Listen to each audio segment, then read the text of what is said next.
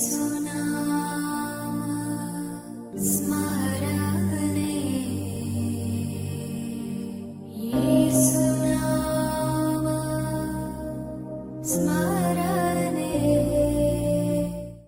The lord. యేసునామ స్మరణ అనే ఉదయకాల కార్యక్రమానికి మీ అందరికీ ఆహ్వానం అండి. ఈ ఉదయకాలం ఎలా ఉన్నారు? ఒక చల్లని వార్త వస్తే ఎలా ఉంటుంది, అలాగే ఈరోజు ఒక చక్కని వాగ్దానం దేవుడు మనకి ఇస్తున్నాడు. చదువుదాము. 86 కీర్తన 17వ వచనం. యెహోవా, నీవు నాకు సహాయుడివై నన్ను ఆదరించుచున్నావు. నా పగవారు చూచి సిగ్గుపడినట్లు శుభకరమైన ఆనవాలు నాకు కనపరచును.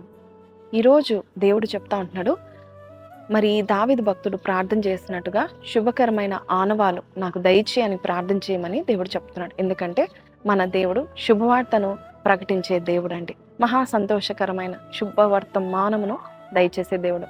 మరి ఒకవేళ మీరు కూడా మరి ఎంతో కాలం నుండి ఒక మంచి గుడ్ న్యూస్ వినాలని ఆశపడుతున్నారా? లేక జాబ్ విషయంలోనో మరి ఒక మంచి ఫోన్ కాల్ వస్తే బాగుంటుంది, ఈ కాంట్రాక్ట్ వస్తే బాగుంటుంది అని మీరు అనుకుంటున్నారా? లేక మీ వివాహ విషయంలోనే కావచ్చు, పిల్లల విషయంలోనే కావచ్చు, ఏదైనా ఒక గుడ్ న్యూస్ వినపడితే ఎంత బాగుంటుంది అని మీరు అనుకుంటున్నారా? మరి ఆదికాండం 48వ అధ్యాయంలో యాకోబుకు ఒక మంచి శుభవార్త వినపడిందండి.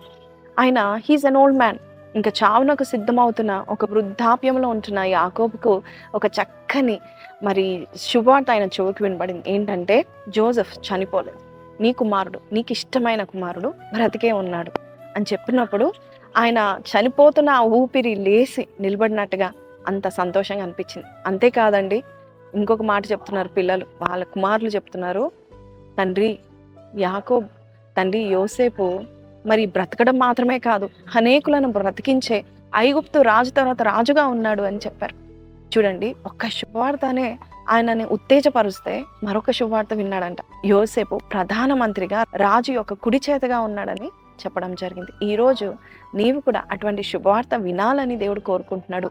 నువ్వు ఏదైతే కోల్పోయావో, ఎన్నో సంవత్సరాల తరబడి నువ్వు ఏదైతే ఏ పోరాటంలో ఉన్నావో ఆ పోరాటము ఇక ముగిసింది అని చెప్పే శుభవార్త దేవుడు నీకు వినిపించాలని చూస్తున్నాడు. అకస్మితంగా నీ ఆరోగ్యం మెరుగుపడుతుంది, అకస్మితంగా నీకు ఒక జాబ్ వస్తుంది, అకస్మితంగా నువ్వు అనుకున్న బ్లెస్సింగ్ నీ ఒడిలో వచ్చి పడుతుందంటే ఎంత సంతోషం కదండి.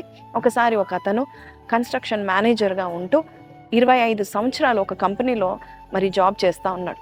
రిసెషన్ టైంలో మరి కరువు కాలంలో ఆయన జాబ్ ఊడిపోయిందంట. 3 ఏళ్ళుగా ఎంత ప్రయత్నం చేసినా జాబ్ లేకుండా బ్రతికాడంట. అటువంటి స్థితిలో రోజుల తరబడి రోజులు ఇంటర్వ్యూస్ ఇస్తూ ఉంటున్నాడు, కానీ విజయం ఎప్పుడు సాధించలేదు.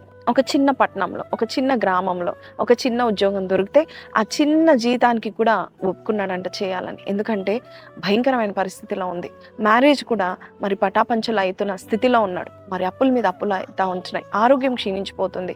సో ఇటువంటి సమయంలో ఈ చిన్న ఉద్యోగమైనా నేను చేస్తానని చెప్పి మరి ఎంతో దూరము ప్రతి దినము కొన్ని గంటలు ప్రయాణం చేసి ఆ చిన్న ఊర్లో ఆ జాబ్ చేసుకొని మళ్ళీ ఒకసారి వచ్చి మరి కష్టపడతా ఉంటున్నాడంట.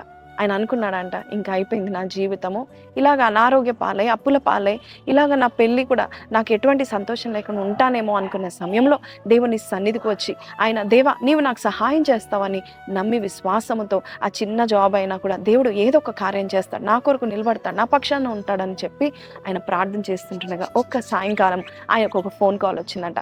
తన పాత కంపెనీ వారు ఫోన్ చేసి, are you ready to get back to work అని చెప్పినప్పుడు ఆయన చాలా సంతోషించాడంట. అంతేకాదు, వాళ్ళు ఏమన్నారంటే, మరి మన కంపెనీకి ఒక పెద్ద కాంట్రాక్ట్ వచ్చింది, ఈ కంపెనీ చరిత్రలోనే ఎప్పుడు రాని కాంట్రాక్ట్ వచ్చింది, అంతేకాదు నువ్వు రావడం మాకెంతో ఇష్టం, అంతేకాదు నీ జీతానికి కూడా మేము రెట్టింపు పెంచుతామని కూడా చెప్పారు. చూడండి, ఎన్నో సంవత్సరాల నుంచి కష్టపడిన ఇతన్ని మరి 4 years కష్టపడ్డాడు, కానీ మరి ఒక్క ఫోన్ కాల్ ద్వారా తన జీవితము మరొకసారి ఇంకా బలంగా, ఇంకా ఆశీర్వాదకరంగా, అభిషేకకరంగా ఉంది. ఈరోజు దేవుడు నీకు కూడా అలాగా దయచేయబోతుంది. ఒక చిన్న ఫోన్ కాల్ ద్వారా, ఒక చిన్న కాంట్రాక్ట్ ద్వారా, ఒక జాబ్ ఇంటర్వ్యూ ద్వారా దేవుడు నీకు ఒక మంచి కార్యం నువ్వు చేయబోతున్నాడు. అందుకని ఈ మాటలు నువ్వు వింటూ ఉంటున్నావు.